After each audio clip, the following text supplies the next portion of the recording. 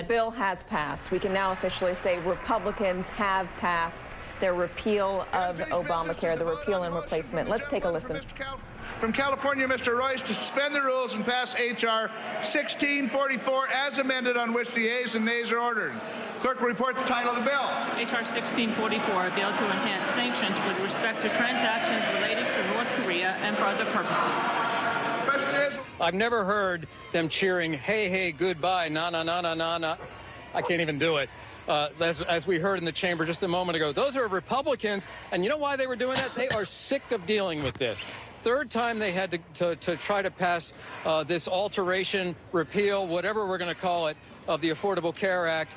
They want to get it over the Senate side. They want to move on to other things, the tax reform and all the other things on their plate. Very happy. Over here, you see a group of protesters that have gathered on the East Plaza of the Capitol. Shame, shame, shame. You hear them say these. The way I see it is you take away the individual mandate so healthy people aren't signing up. That means healthy people aren't getting preventive care. You're shifting the burden of the economic burden of healthcare costs to the sickest people. And as we all know, prevention is much cheaper than treating chronic diseases. So in this discussion, I could echo what all the analyses have said. There is, the premiums are going to go up, the access is going to go down, there's going to be limitation, that this is just a drop in the bucket of what the cost burden is going to be.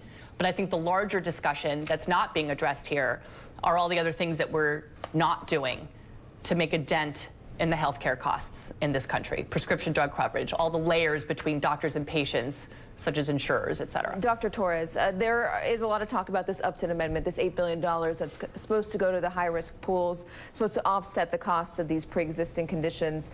So far what we know, the average 40-year-old with pre-existing conditions would pay surcharges ranging from about $4,340 for asthma to as much as $142,650 for cancer.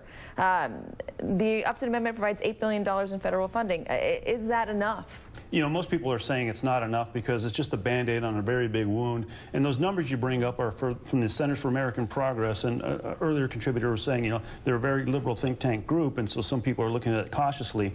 The AARP came out with their own statistic and said the average premiums in 2019, when this would start, for people with pre-existing conditions, $25,700 a year. A lot of people can't afford that, which means they're going to go without insurance. And like Dr. Azar said, just because it's available, going without insurance means they're not covered. And this is a very, very large number of people. Ali Velshi was talking about the employer-sponsored health care, the fact that a lot of people are covered by that. Most people don't realize that half the people that have that type of health care also have pre-existing conditions. So if that goes by the wayside, they're not covered. 86% of 55 to 64-year-olds have pre-existing conditions. Overall, 1 in 2 of us do. The initial CBO score on the original bill. Dick, let's talk about the surcharges for cancer. $142,000, as I said, $650, $1,400. I can't say this. $142,650. Excuse me. What will a bill like this do for patients who are fighting for their lives? Yeah, you know, we talk a lot about people with pre-existing conditions, and the question is, who are they? There are 15 million cancer survivors living in the United States today, many of whom will have very difficult time accessing affordable health insurance. And you know, they've set up this waiver system that will enable states, if they choose, to set up high-risk pools. But what that'll do is that'll segment the sickest people, including cancer patients, into those pools, and they won't have enough money to do it. Everybody says that there's not sufficient funding. You know, the history of high-risk pools, which is where they would segment cancer patients and other patients with pre-X into, in the past, is that they were underfunded. They usually had waiting periods of 6 to 12 months. If you get a cancer diagnosis, you can't wait 6 to 12 months to get coverage.